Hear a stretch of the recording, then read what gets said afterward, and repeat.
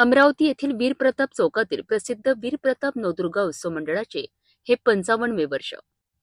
9 दिवस दुर्गा मातेची पूजा अर्चना आराधना करण्यात आली आणि दसऱ्यानंतर बारसच्या मुहूर्तावर दुर्गा माताची विसर्जन करण्यात आले. ही भव्य विसर्जन शोभायात्रा शनिवारी दुपारी प्रताप चौक येथून निघाली. माताचे जय जयकार देत शहरातील सराफा मार्गे, जवाहर गेट, प्रभात चौक, जयस्तंभ चौक मार्गे या मुख्य मार्गाने भ्रमण करत ही शोभायात्रा मोर्शी रोडवर पोहोचली. या ठिकाणी सिटी न्यूज चॅनल कार्यालयासमोर दुर्गा माता आणि शोभायात्रेचे भव्य स्वागत करण्यात आले. यावेळी सिटी न्यूज परिवारतर्फे महाआरती करून देवीचे दर्शन घेतलेत.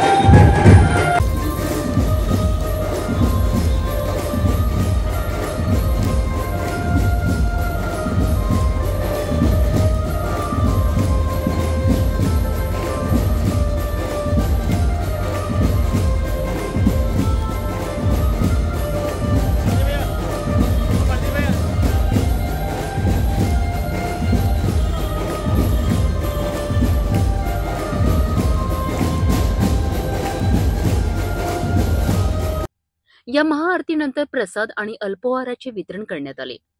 या विशेष समारंभाला जिल्ह्याचे माजी पालकमंत्री जगदीश गुप्ता, पोलीस उपायुक्त श्याम घुगे, भाजपा जिल्हा ग्रामीण अधीक्षक रविराज देशमुख, शिवसेना नेते नानकराम नेभणानी, श्री कालीमाता मंदिर संस्थानचे पीठाधीश्वर शक्ती महाराज यांच्यासह अनेक मान्यवर उपस्थित होते.